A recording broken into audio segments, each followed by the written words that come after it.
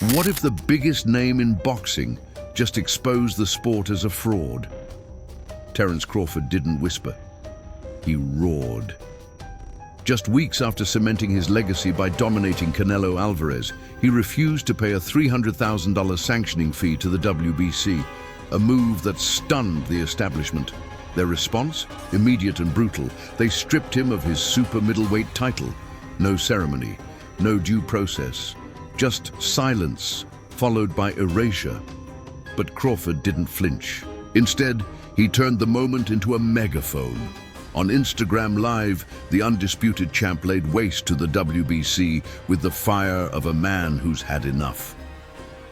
"Keep that strap," he snapped. "You're not for the fighters." This wasn't just rage, it was rebellion.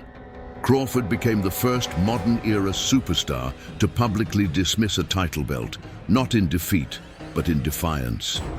In doing so, he didn't lose value. He gained a following. The belt didn't define him anymore. He defined the sport. Then came Dana White, calm, calculated, and deadly clear. Nobody told Crawford to say anything. He's his own man. With that, Dana lit the match. For years, he said the boxing model is broken. Fragmented titles, sanctioning bodies draining fighters, politics blocking big fights. Now the top pound-for-pound fighter in the world just proved it on a global stage. And Dana didn't just support the rebellion, he legitimized it. This wasn't about money. It wasn't even about the belt.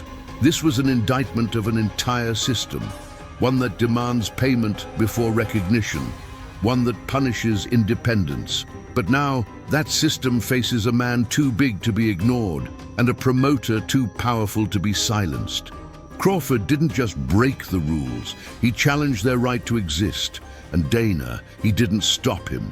He stepped aside and gave him the mic. And what happens when one man refuses to play their game and still wins? Crawford's rebellion echoes through history. Muhammad Ali refused the draft. Colin Kaepernick took a knee. Ayrton Senna challenged the politics of Formula One. Each moment reshaped their sport. Now, Terence Crawford has joined that rare club. By rejecting the WBC's authority, he didn't lose status. He elevated himself beyond any belt. The man makes the belt, not the other way around. That line will be remembered, not as a catchphrase, as a turning point. The WBC tried to move on fast. Within days, they announced a fight between Hamza Shiraz and Christian Mbili for the now vacant title. But the boxing world didn't flinch. Fans didn't care. Pundits rolled their eyes. And Dana White? He smiled, because the empire wasn't striking back, it was scrambling. The belt had become irrelevant the moment Crawford said, "Keep it." This wasn't damage control, this was desperation. Behind the scenes, a deeper theory grows louder. Is this the beginning of the Zuffa era in boxing? Dana White and TKO Group already revolutionized MMA. Billions in revenue, a streamlined system, no sanctioning fees, and full promotional control. Now imagine that model in boxing, with fighters free from old institutions.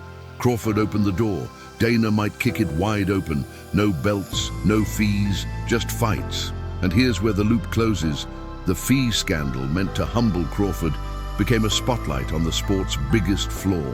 Why am I paying to prove I'm the best? That question is now bouncing through locker rooms, contracts, and boardrooms. Crawford's fight is no longer personal. It's political. A movement disguised as a protest. A title turned into a trophy. And the world is watching.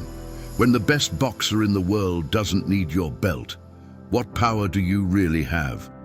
Is this the fall of boxing's old guard, or just the beginning of a new war?